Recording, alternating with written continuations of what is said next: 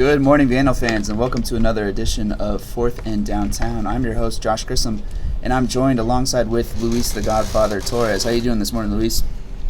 Doing pretty good. At least my arms don't feel really sick after filming and covering lacrosse last night, so I'm doing pretty good for the most part. Yeah, a little bit of a surprise snowstorm last night took the lacrosse fans by surprise, but today we've got some men's and women's basketball to cover, along with some tennis results, and then probably discuss a little bit about the women's club hockey. Today they'll be competing in the Palouse Care Cup Championship. But first off, let's get to the results of last night.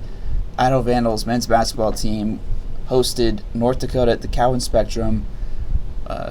Fairly good-sized crowd of 1,500 students were there to watch the game. Huge implications as far as Big Sky Conference standings are concerned. Both Idaho and North Dakota entered the matchup tied for 5th place as far as conference standings. So a lot was on the line last night. And the Vandals benefited from the surprise return of Perrion Callandret to the court. It was very unexpected. Idaho head coach Don Verlin said earlier that Perrion Callandret would not play just because they were going to sit him out for an extra week to recover. And he'd gone through warm-ups. That was expected.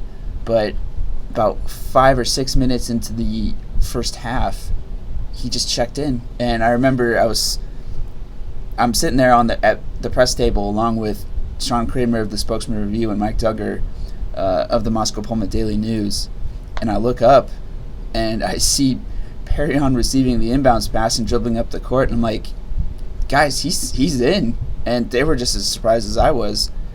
But it was good that Perrion Callandret came back because his presence kind of jump-started the offense. Idaho kind of got out to a slow start. North Dakota began the game with a 9-1 run, and it took a little bit of time for the Vandals to come back. But Callandret, in his first play back, shoots a buzzer beater from like the edge of the Idaho Vandals logo at half court, and it went in, and that got everybody excited. The officials eventually waved the call off after going to the monitor review, but I think from that point on, it was just a change in momentum. The team was like, oh, we have one of our leaders back. This is somebody we can look to.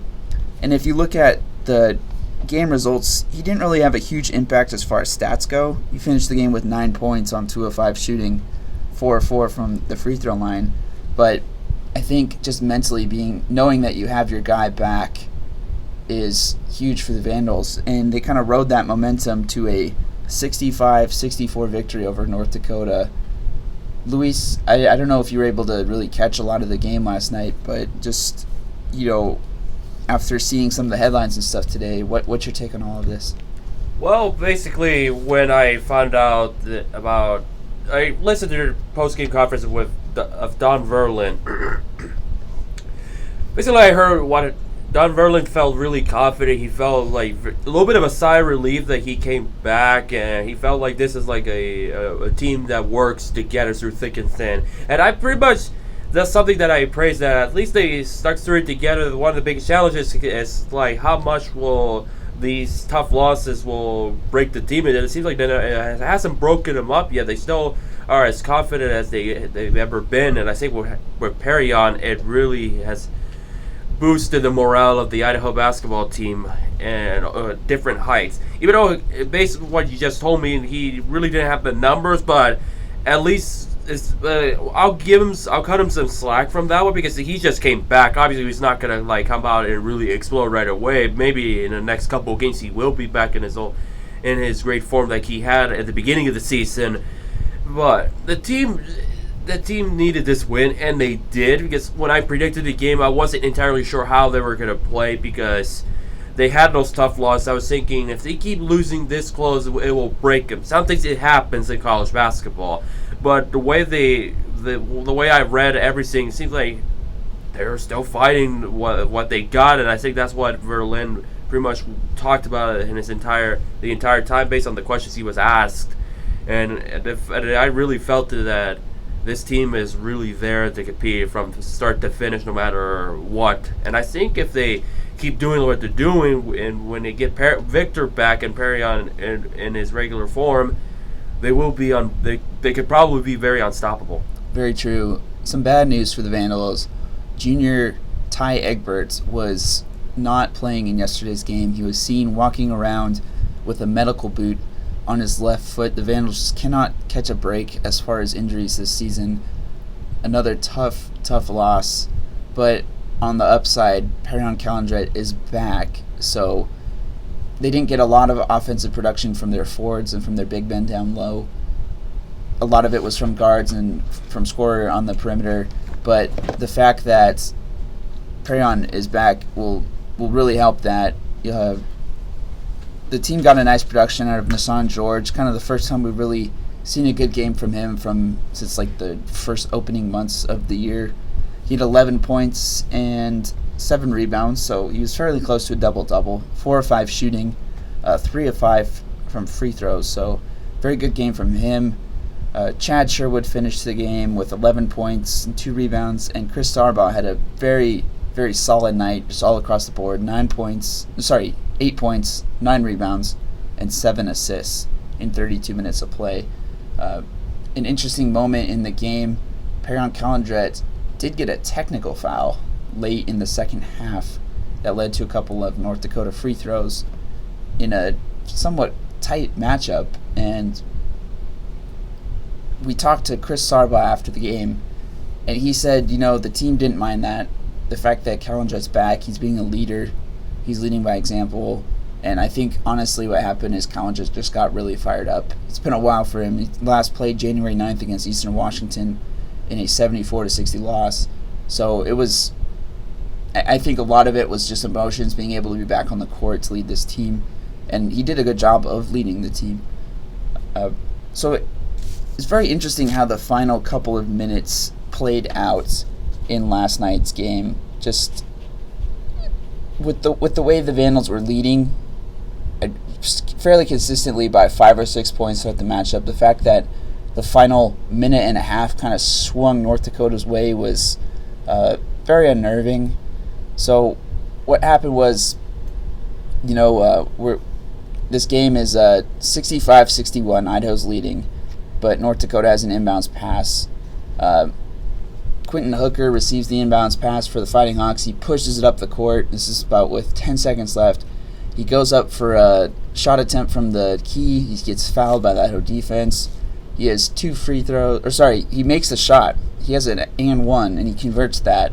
So now it's a 65-64 game. And North Dakota is going to press on the ensuing inbounds play, and they did. Chris Sarbaugh got the ball, and he got fouled with 5.8 seconds left in the game. But what was very, very interesting is that Sarbaugh missed both of his free throws, and North Dakota got the ball back. So it's 65-64, 5 seconds left. Instead of calling a timeout, which they did have, North Dakota head coach Brian Jones elected to let his offense just employ a fast break in the waning seconds of the game, and freshman forward Josh Collins attempted a shot at the buzzer from 10 feet out. It was a pretty good look, but it was just too high, clinked off the backboard. And we talked to Coach Verlin after the game and asked him was he surprised by that, and he said no. He thought that if head coach Brian Jones of North Dakota called a timeout, that it would give Idaho the opportunity to set up their defense and to be able to be prepared for whatever North Dakota threw at them. And he did make a good point. They got a good look at the basket. It just didn't quite hit.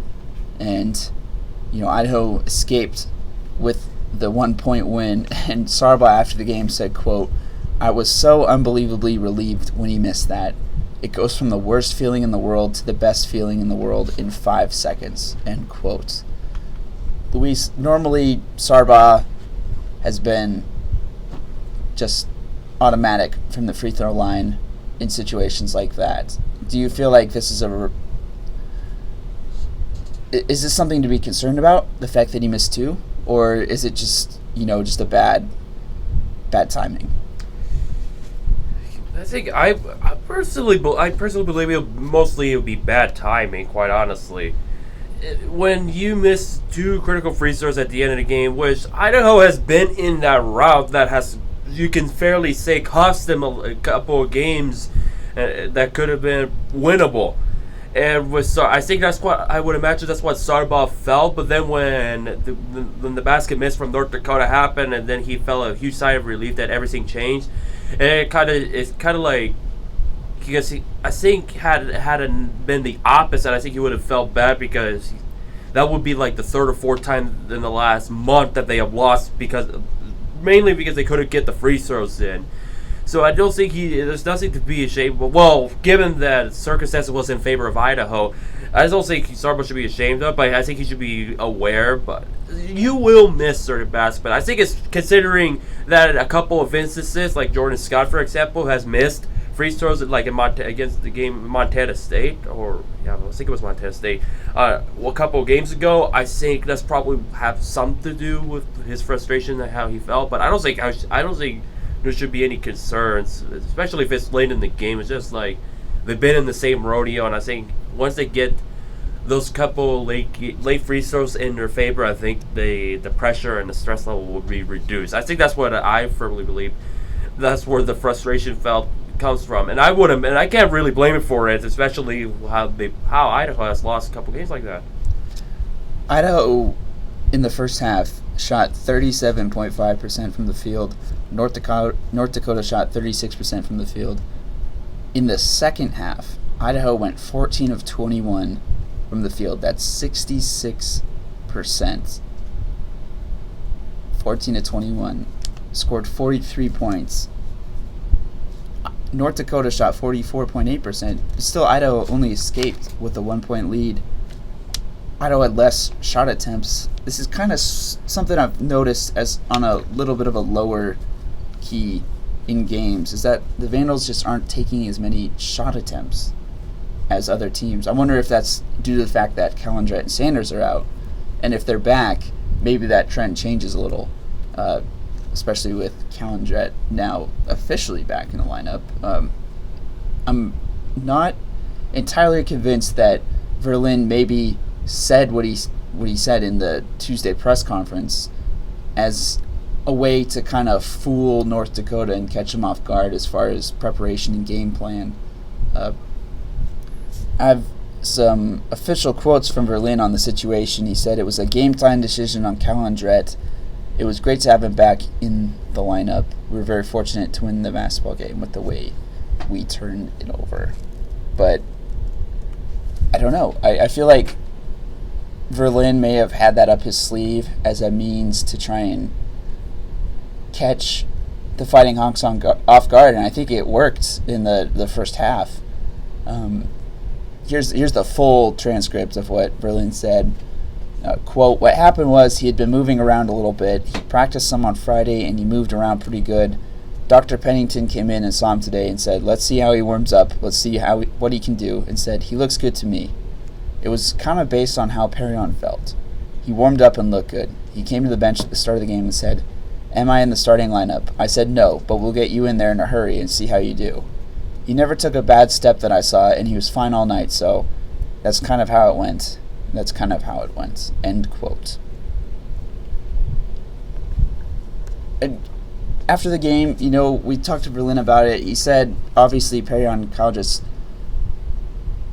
presence on the court is key as a team leader.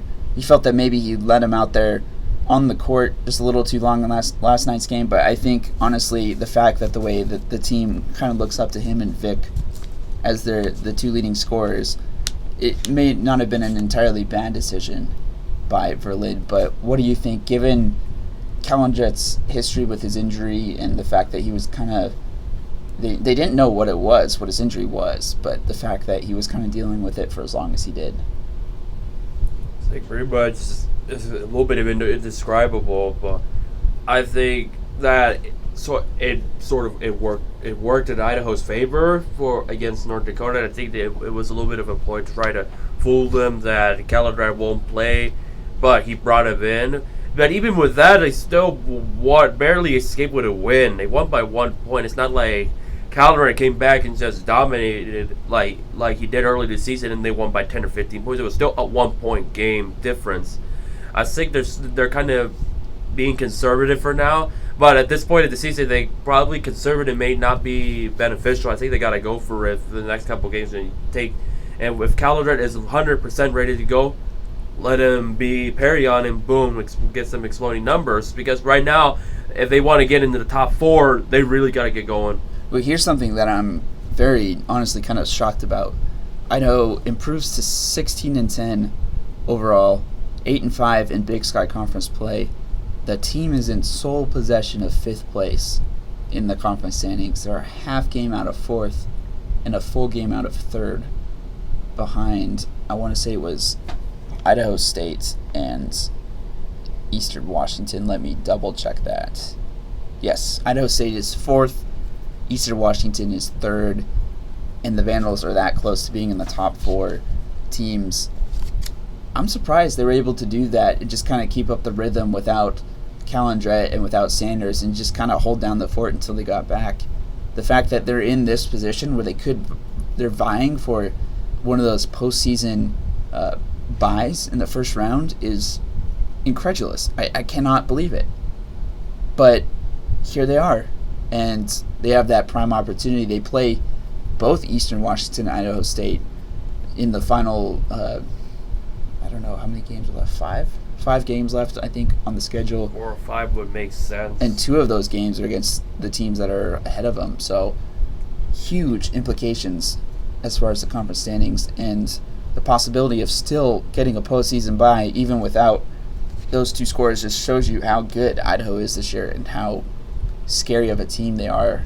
I wouldn't want to play them, especially if they get Sanders and Callandret 100% healthy, and if Ty Egbert is good to go. This team could, I would call them a dark horse just because they wouldn't be expected to, but I think they do have the talent to make a run if they had a little bit of luck on their side. Oh, I definitely agree that they are the dark horse, and I think that's what I think they should embrace that kind of the role. They should embrace this role of that being the dark horse, and when the team's least expected, Sanders comes back, and when the least expected, Perrion has phenomenal numbers. I think they will be, like I mentioned in the women's side, they could be premium contenders once they're healthy. And it's just that's the thing, can they stay healthy? Now they got one of their scores back. The question is, when will Victor come back, and will he be back at all for the rest of the season? That is still up in the air from a lot of people, including ourselves, and whether he'll be back. Now I think the next game for the men's will be the ultimate test of whether or not Perrion is back in top form. Because obviously, with 9 points and him coming off the bench, he wasn't going to necessarily come off right off the bat and get 15, 20 points. That's not going to happen right away. But I think once he's back in the starting lineup, being the starting 5, I think I would say watch out, especially now with considering if Egbert will be good to go for the remaining of the season, because that is definitely not what they needed, especially how Egbert has steadily improved and become like one of the top guys, like a definite playmaker on the roster. So this is not good news, but at least we got some momentum and brought a little bit of spirit and confidence in Idaho basketball, which I think in a lot of people's mind has not seen in a long time. No. So and comparably speaking, like the crowd, even when we cover games or when you cover games, I would imagine the crowd has not been this pumped since Perrion was on the court, or even Victor, or even a comeback wins. But as far as the whole entire game, because how would you describe the atmosphere of the entire game? Because when I was covering the lacrosse game, it was like very ruckus. I will tell you that, and ruckus will be a very understatement. It was fairly rowdy. A little bit larger than usual. Obviously, it wasn't I want to say it was like 4,000 that was there for the Battle of the Palouse, but it was a good 1,500 students. Loud energy, especially when Callandret entered the game, and it was just, it was a competitive atmosphere. It's good to see that back at the Cowan Spectrum. That's because that's one of the things that I've definitely noticed. Even it's like. And pretty much in any sport, like when they're doing really good, we don't normally see it, or they may not catch it right away if you in particular, because you're the one who wrote about team spirit a couple weeks, like last week. That it's like we need that kind of spirit, that kind of vibrant, to get the crowd going and make like the University of Idaho sports like the must see event, and I think those kind of elements will really help. Very true. So the win improves Idaho's record to 16-10 overall, 8-5 in Big Sky Conference play.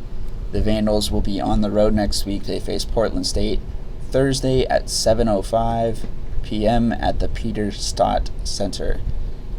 Now we turn our attention to women's basketball. The Vandals were also facing North Dakota, but this time they were on the road, the women's team.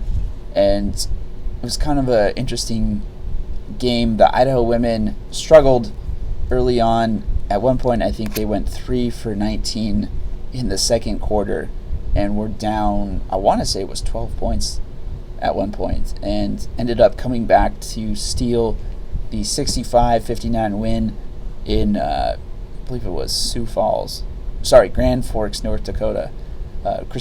Senior Christina Salvatore came up big for the Vandals. She had 20 points, shooting 50% from the field, scored 8 in the first quarter, and what moved past Susan Wolf for 10th on the all-time scoring list for the Vandals.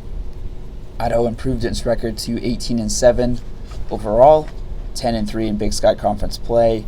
Opened the game shooting 51% from the field, hitting 4 of 6 three-pointers in the opening quarter.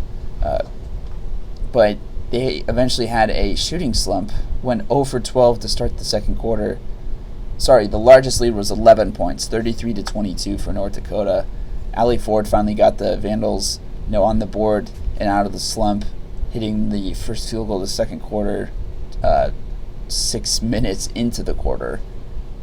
Vandals were able to close the final minutes of the half with a 7-2 run and cut the lead a little bit. But after that, I think it was just basically all Idaho. They were able to kind of put on the offensive show that they're known for. Carly Wilson, Taylor Pierce, Michaela Ferenz all helped Idaho in the second half as far as outscoring North Dakota, and the Vandals just another dominating performance in the second half. Kind of seems to be the trend for the team. Maybe slow off the gate, but then at the second half they make some good adjustments, are able to come away with the win. Head coach John Newley, I think, is good at seeing what the other team is employing as far as offensive and defensive schemes and finding ways to attack those and be around it. But Christina Salvatore finished with 20 points, Allie Ford with 11, Taylor Pierce with 11, Michaela Ferenz with 10.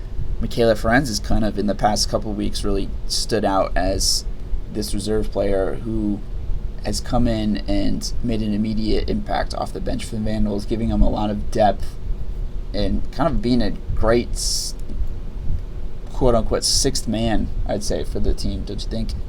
Yeah, it's most definitely. And I think another thing that I noticed as far as the women's is, again, they kind of had the trail. They got the slow start, and Newley has pretty much done a phenomenal job on turning things around. I think it's like when you get going, it's like when it's a very competitive game on the offensive side. That's when Idaho really shows up, and they have been showing up. And I think the other thing is that we need to keep an eye on is like, how much longer will this thing last? Because the thing of it is, when it comes to postseason, if the coaches will be aware as far as how they're able to turn it around. That's one thing that I would be a little bit concerned. But as long as we keep on winning and keep producing the numbers like we have, like Christina Salvatore with 20 points, I think.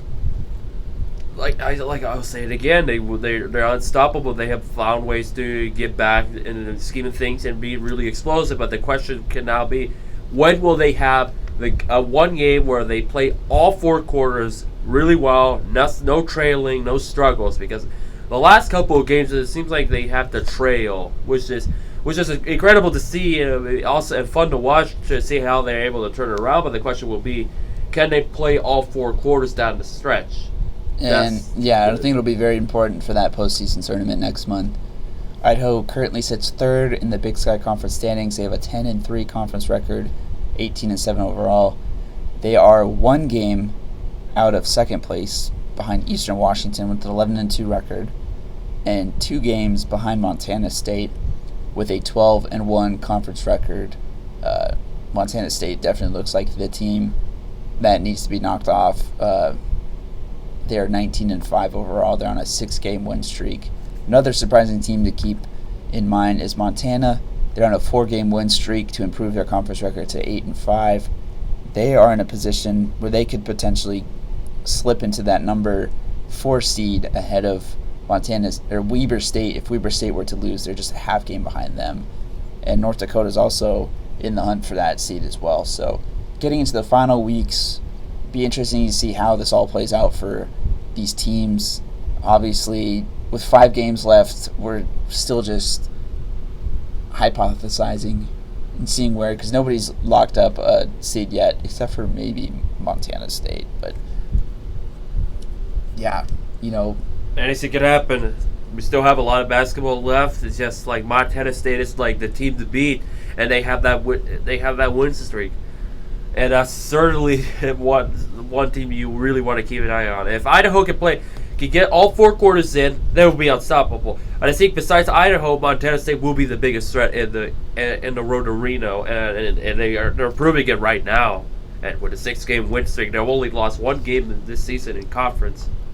Yeah, it's that, and the fact that Idaho dropped that really close game to Montana State shows you just how good Idaho is. But I think part of that may have helped them is that they were playing at home. So I really want to see this Eastern Washington-Idaho game in a couple weeks on the women's side. I think that will really test the caliber of the Vandals, because the Vandals will be on the road in Cheney. And if you can succeed well in a road atmosphere against one of the top conference opponents, then you'll do well at a neutral site like Reno, I think. Well, most definitely, and they've done that. They've done that throughout the season, even before the games like in Cancun, or even that massive game that Taylor Pierce had against Iowa State in late November. If you do really well in neutral places, I think it'll be in Idaho's favor. I think it'll really help. And I think, and if we'll just have to wait and find out. I was gonna say, the question is, how well can they do now, since they haven't played a neutral site since conference play began in December. Yeah.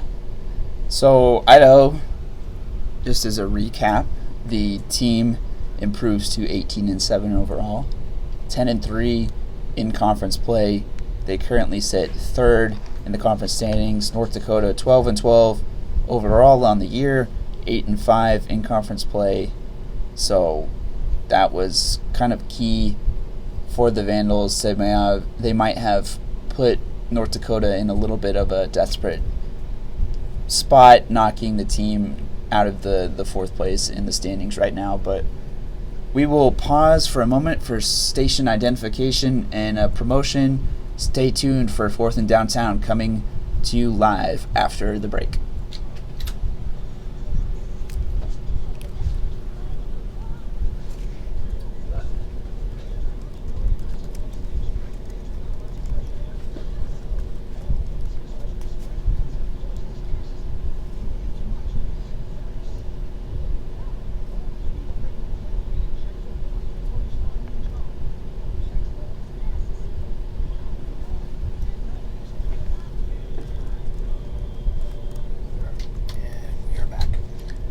Welcome back to 4th and Downtown. I'm your host, Josh Grissom. I'm joined alongside with Luis the Godfather Torres. It's Valentine's Day. Love is in the air, but it's not reflected in our weather today. It's very cloudy outside, kind of a gray and drab day. But it is dark and gloomy and yes, cold. Yes, it is dark and gloomy and cold. Just like my ex from Tucson. Cool. Just kidding. Luis throwing shade midway through our broadcast. That's the reason why I'm a Sun Devil guy. But that's a different story for another day. We'll be very interested to hear that story someday, Luis. But right now, we'll turn our attention to some club teams. Women's hockey is on the road, taking on, I believe they're going to be facing Eastern Washington in the Blues Care Cup. I did not get an update this morning, but they're going to be playing for the championship in that. We'll talk a little bit about some men's lacrosse too, but kind of the women's hockey team turning around from their loss to Eastern Washington, kind of dominating the tournament early. They faced, I don't know, I'm not entirely aware of all of the backgrounds for these different teams. I talked with some of the players and stuff, and they said because competition from other universities is very scarce, that the college programs will sometimes get in a tournament with elite prospect teams and other programs like that. So they played the Rink Divas Friday night, and there's 3 15-minute periods. It's a 5-on-5 format. This is taking place in Lewiston. It's the Palouse Care Cup. I believe it's the second or third annual, but it was a very, very entertaining first game for the team. They came back in the final minutes of play to win the game. So I'll walk you through a little bit of the scoring recap. Left wing, Brianna Smith scored a minute and a half into the game, kind of got the Vandals with some initial momentum, capitalizing on a deflection to punch the puck past the goaltender to the left side of the net. Right wing, Kiana Hawk scored a second goal 10 minutes into the period. A deep shot from the left side of the rink found the upper right corner of the net to give the Vandals a 2-0 lead. The Divas responded with a goal with 3 minutes left in the period. This is kind of followed a cluster and a scrum in front of the net to cut the deficit to 1. Hawks scored again with 60 seconds left in the period, deked out the goalie with a very slick backhanded move to put the Vandals ahead by 2. In the second period, Divas scored on a breakaway on a counterattack to cut the deficit to 1 heading into the final period. Then the Divas kind of had a huge offensive push. They had a goal just a couple minutes into the third period to tie the game. And then with 6.5 minutes left in the game, they scored again, took a 4-3 lead. At this point, you could kind of feel that the team was feeling a little deflated and struggling as far as dealing with this offensive push. But Idaho went on the counterattack. Hawk sniped a shot from 22 feet out. It found the top right corner of the net, tied the game at 4-4. And then with 3 minutes left in the game, right wing Alina Lee found center Hiroku Smith, who scored the game winner. Final stats from that game: Hawk had 3 goals, Brianna Smith had a goal, Hiroku Smith had a goal, Alina Lee had an assist. Hiroku Smith after the game said, "Alina found me in the high slot for the pass, and it was nice to come away with the game-winning goal," end quote. In the second game they played yesterday morning, team captain, it was just a dominating performance against the U19 team based out of Lewiston, the Polar Bears. Team captain Lizzie Josie scored 2 minutes in the game on an assist from Hawk. Hawk added another goal. Just dominating performance. Vandals came away with a 7-1 win. Lizzie Josie had 3 goals. Hawk had 2 goals and 4 assists. Alina Lee had a goal, and Mickey Fritz had another goal. And then last night, a little bit of a rivalry rematch. The Vandals took on Eastern Washington and came away with a 3-0 victory. I heard it was very chippy from both sides, and that there was a couple of occasions where they almost threw down the gloves, but thankfully cooler heads prevailed. The Vandals kind of, after losing 4-1 against Eastern Washington just a couple weeks ago, they responded with a 3-0 win last night. And then I believe Eastern Washington came through the losers bracket this morning and will be facing the Vandals in 40 minutes in Lewiston. So we will be tweeting the results, so definitely stay tuned for that. It's good to see our club programs doing well. And on the flip side of that, Luis, you were at the Sprint Turf Fields last night to cover men's lacrosse. Give us an overview about how the day went. Oh, while basketball was going on at the same time, there was men's lacrosse where Idaho played Gonzaga for the season opener.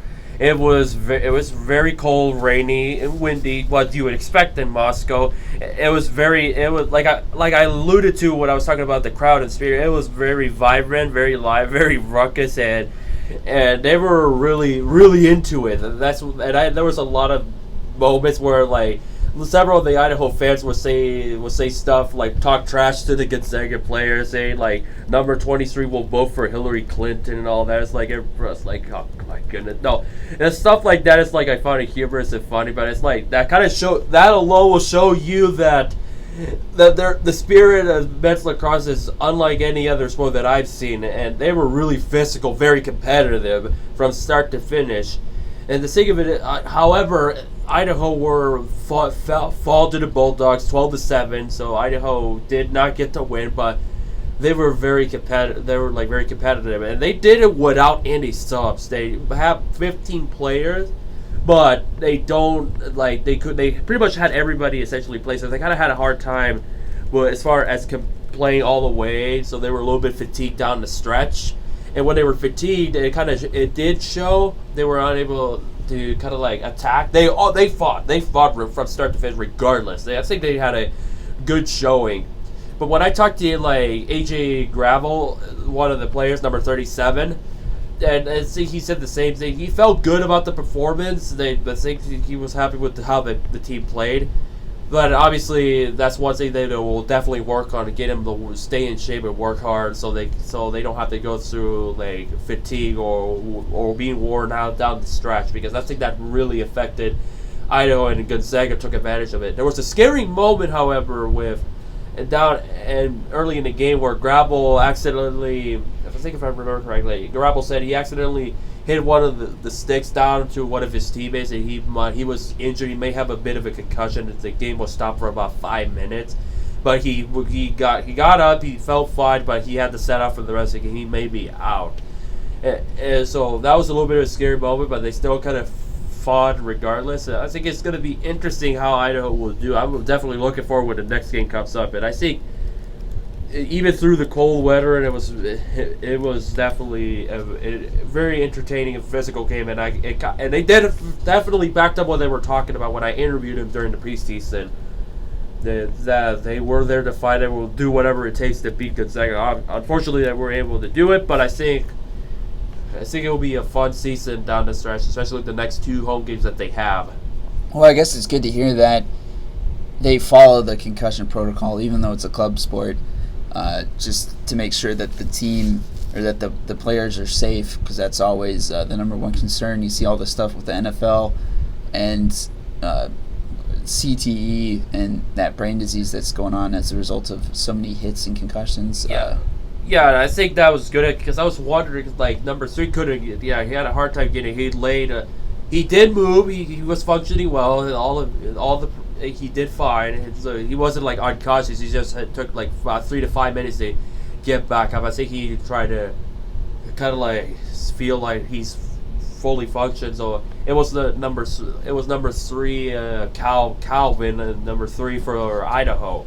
And I think they had like a couple of people down there. And even when I was trying to interview the coach of the lacrosse team, I say one of the medical people talked to the coach and gave him a business card if they need any information or help. They were willing to do it. So I think they're pretty much spot on as far as how they take care of players, but definitely not what you need, especially when you have barely enough. Because obviously when I did an article about the women's lacrosse, they didn't have the 12 players, which is the requirement. And 15 is what you probably will need, but still with 12, they have players, but that's a little bit of a reminder that it doesn't hurt to get more. Right. And it's just like the tough situation they had to go through. And I think I don't think it really affected, because I think the crowd still got into it to the point that they were hollering and all that to several Gonzaga players, especially like number 12. I think there was a guy named John, number 12 Gonzaga. They were calling John Brady because the Gonzaga uniform looked like the New England Patriots. It's like, well, it's kind of like something what you get. It's kind of there was a couple of laughs when I was trying to filming the darn game for several classes, or even covering the game as well. That it's like, gosh, you guys, it's like I'm covering the game. You guys are making me laugh. It's like, well, at least as a journalist, you're having fun while doing it. Yeah, and whenever I walk by the sprint turf fields and I see that stuff going on, I'm always wanting to stop. Most of the time I'm not able to because I have prior engagements, but it always seems like a very good atmosphere as far as a club team being able to draw the fans that they do with the competitive atmosphere that they have, don't you think? Yeah, it was very cold. There's no stands or anything. I was able to stand and got through the rain. Obviously, I came in unprepared for the most part because I was in a bit of a rush because I was trying to watch. I was in a group conversation with a couple of my motorsports friends that I talked to, and I said, "Well, I got to get going. I got to cover this game." And I thought it was gonna be early, and then I realized, wait a minute, it's at night. It's like, it's gonna be fun. But no, it was totally worth it. It's like you have your reserves, your hesitance as far as certain things because like the weather and everything. When flu season, it's safe to say is going around here on campus, and then you're covering the game when it's like 30 degrees out and very cold and rainy. Yeah, it's a little bit surprising to see that coming out of the Calhoun Spectrum last night. The snow refuses to go away, but hopefully this warm weather will be able to break through. It didn't stick, so that was safe to say. It didn't stick, but it looked like it could have. Right. But yeah, it's gray, cold, not the most ideal setting for Valentine's Day or Single Awareness Day, as some may call it. Single Awareness Day. They always make anything a day. What's next? College. Oh wait, they already have College Radio Day. I was gonna say. What's next? They're gonna have College Sports Commentators Day. I don't know. There's a day and a holiday for everything. So, but we will. I guess, Luis, are we okay to do a promo a little early? You think? I think we'll be fine. All right. Well, we will give you guys a quick little promo and station identification. We will be back on the other side of the break to talk about probably some NBA, the Dunk Championship, and then play a little game of Valentine's Day alternatives for all you folks out there. So stay tuned. 4th and Downtown will be coming to you after the break.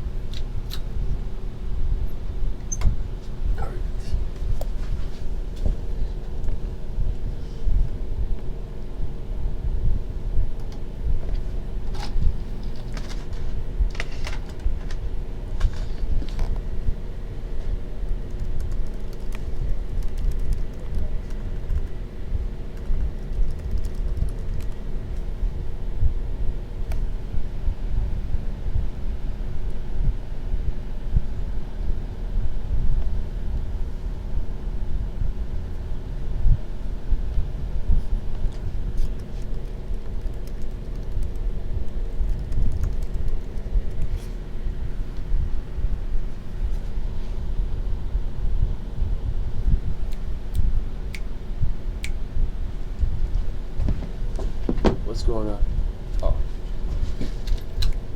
And we're back on 4th and Downtown. This is Josh Grissom, and I'm joined with Luis the Godfather Torres. Thank you for staying tuned.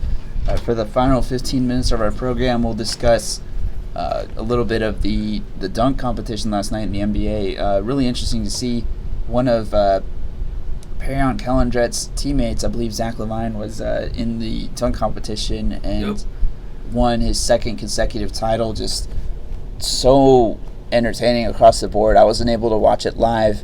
The reporters at the press table last night all had their Twitter open just so they could see the vines and the retweets and stuff of all these dunks as it occurred. But it seemed to be one of the most entertaining dunk contests in probably I want to say 6 or 7 years. Especially when you have two guys competing. I was wondering, there was a Facebook post that says the dunk is back. I was wondering, the dunk is back. And you're saying, when you have more than one guy compete and try to outdo one another, kind of like with Michael Jordan and Dominique Wilkins back in the late 80s.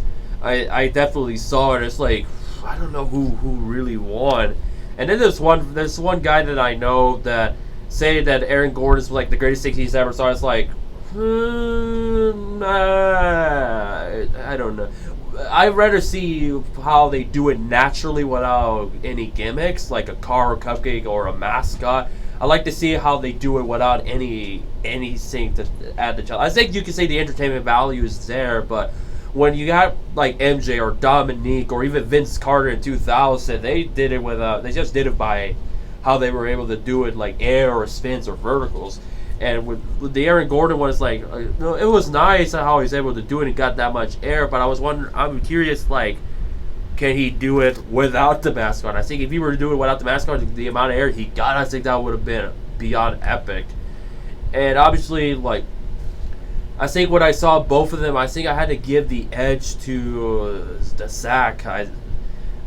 In my book mostly for the reasons that I don't know. I think he got me more impressed a little bit. But obviously he didn't have like the mascot with the added entertainment value.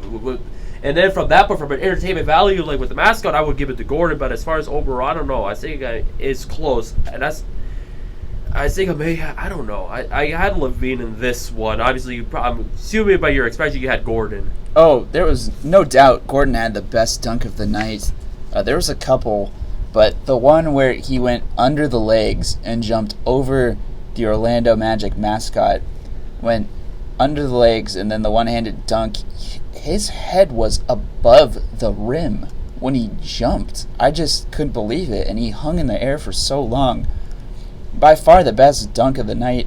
I mean, Levine had incredible hang time jumping from the free throw line to get some of those dunks in, but I just think Gordon overall, some of the most unique and entertaining and just jaw-dropping dunks that we've seen. And there was another one where the mascot was on a hoverboard and spinning around, and he jumped up and was able to. And didn't skip a beat. That's why I said, like, from an it's so tough, but like from an entertainment standpoint, hands down the Gordon. But if I'm talking about traditional style, I give it to Levine. But either way, it was both of them put an incredible showing. It's like old school dunking and then new school dunking as far as adding all those gimmicks. But I think if you have more than one competing for the slam dunk competitions that are very competitive and try to outdo one another and have different styles, I think that's a win-win. I think it was a good day, great day for the NBA. Something we have not seen because there's been so many debates for years. Like, well, they won it because LeBron is not in it. Well, they won because they don't have the top, Steph Curry or the top guys. And I think that's been the debate for years. And my question is, will LeBron ever be in a slam dunk competition? I don't know. I would really like to see that happen, but I don't. Given that in today's day and age, like, your top guys need to play the game, and then we have so much competition all around, I think they don't want their top guys playing in those kind of competitions because they could get hurt. Right.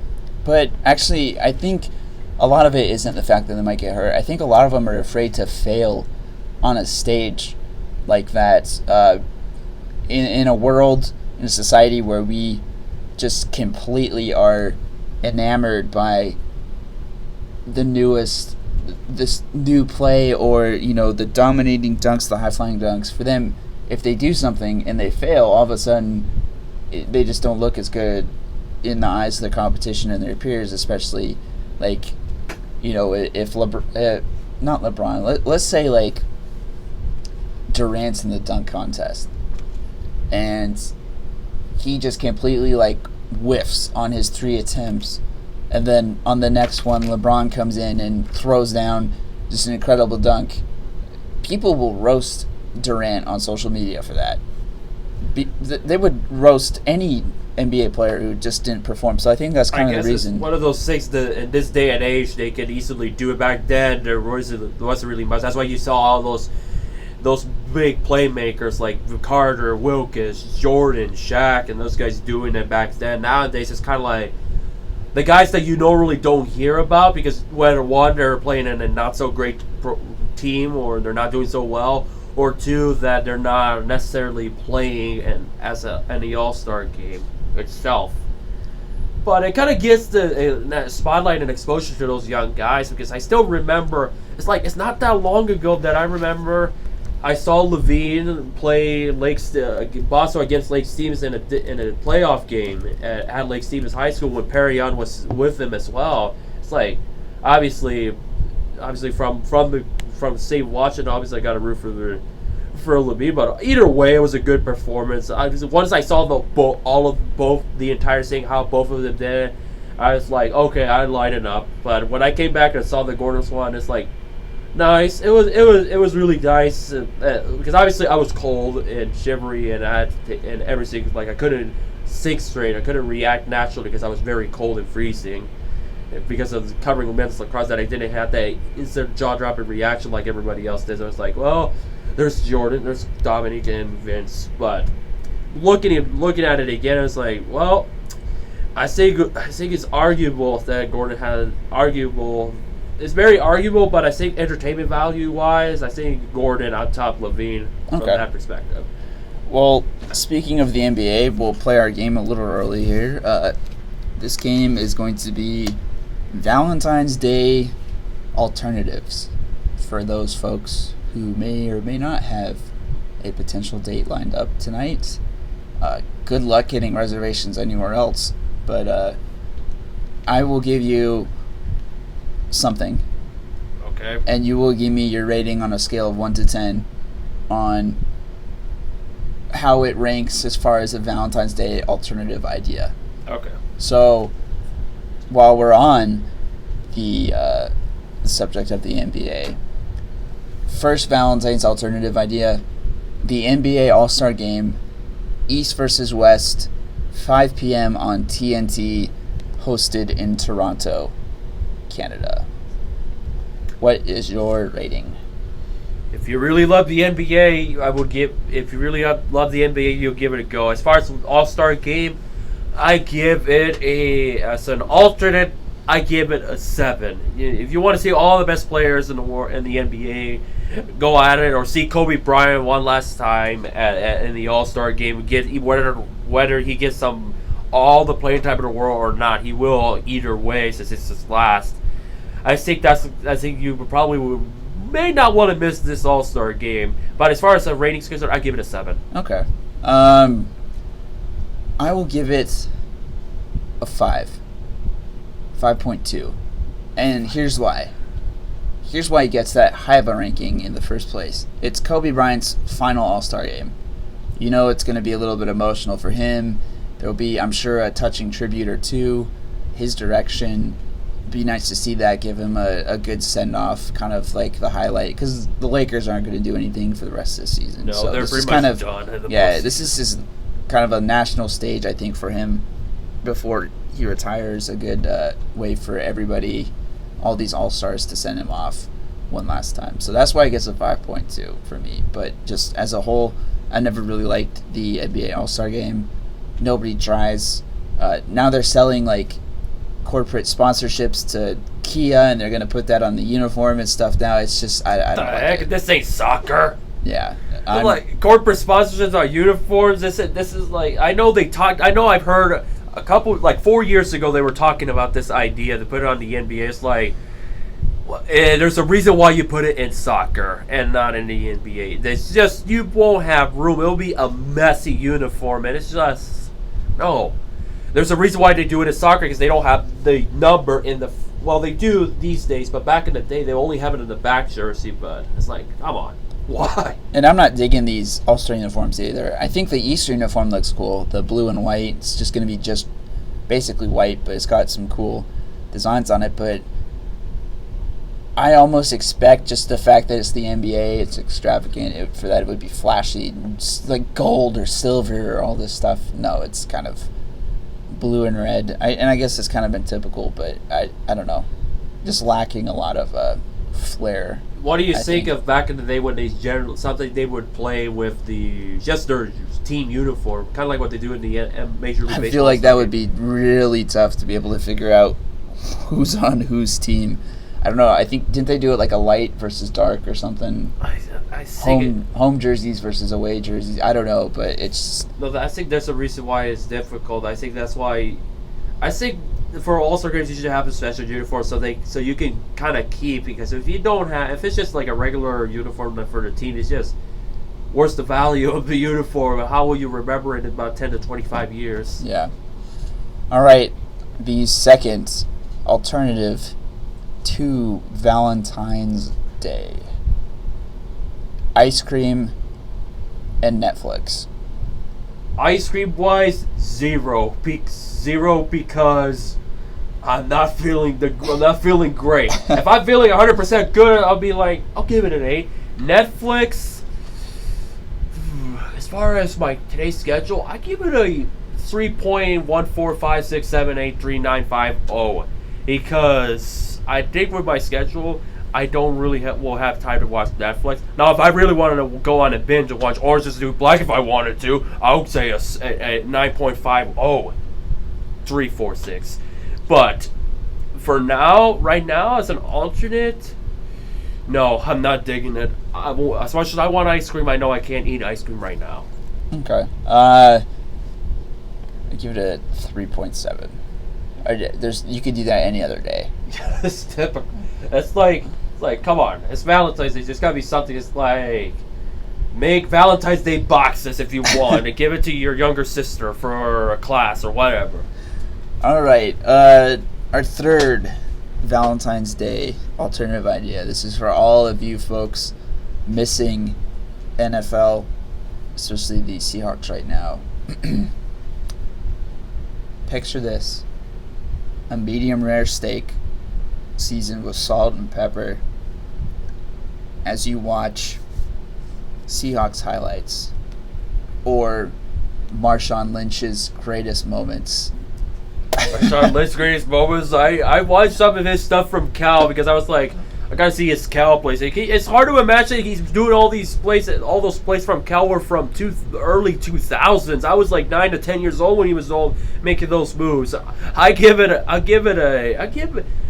it a 9 at 10 for that because like you could probably watch some Marshawn Lynch play anytime, but if you're feeling down that you don't have Valentine's Day, you need something, you need a little bit of an energy booster, that would be a good idea.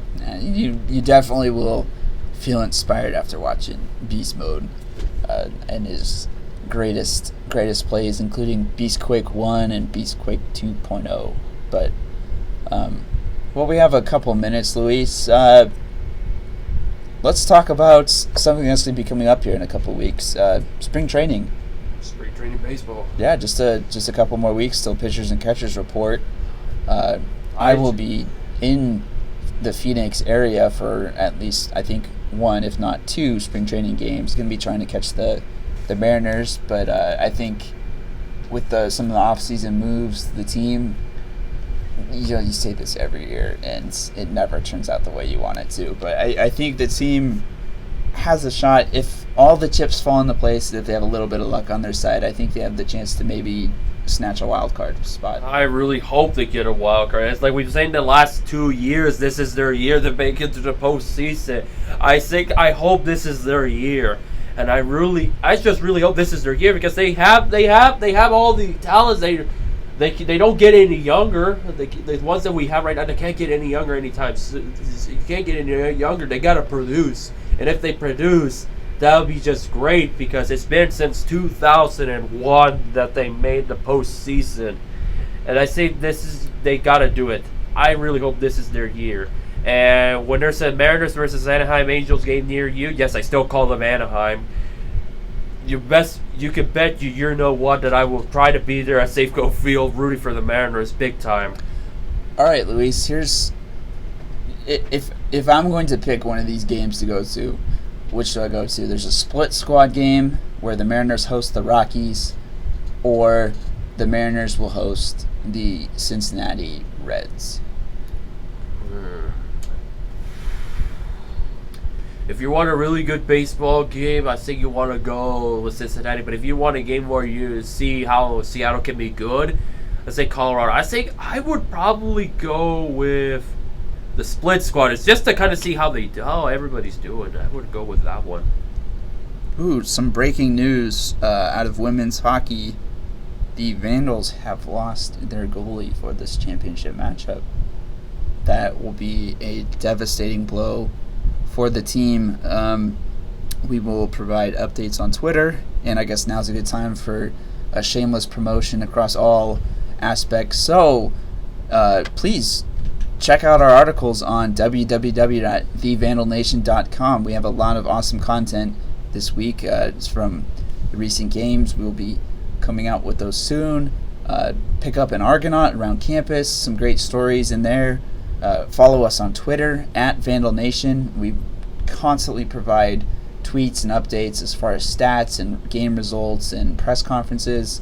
And also follow us on Instagram, The Vandal Nation. We have snippets from games, from press conferences, as well as some of the latest news and everything. Oh, I completely forgot to talk about this with the 30 seconds we have left. Former Vandal safety and NFL Super Bowl champion Shiloh KUOI was arrested for DUI in the Boise metropolitan area last night, according to the Ada County Sheriff's Department. He was arrested at 2:19 a.m.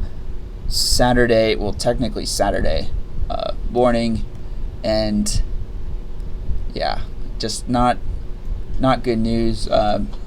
It's just what you saw in Idaho football got good news out of him winning the Super Bowl. And then it's like, when I woke up and saw it, it's like, oh, you got to be kidding me. It's like, this is not what they needed. I was like, God, can Idaho get football, get our football program, get a break? Because at this point, it's like, it's like less than a month. We don't know. Our faith, the football program's faith will be decided. It's like, this is not what they needed. No. But stick around. Check out www.thevandalnation.com for the latest updates on that situation, or our Facebook page as well. We will continue to cover the story and just kind of discuss what happened and the things, the facts that are coming forth from that case. But thank you for tuning in today on Valentine's Day. We appreciate you tuning your dials to 89.3 FM KUOI. This has been a presentation of 4th and Downtown. Luis, any final thoughts? Well, I'm going to say go Vandals. Hopefully the weather clears up, and until we meet again. Yep. Thank you guys for listening to 4th and Downtown. We will be back Friday at 3:30. Thank you for tuning in.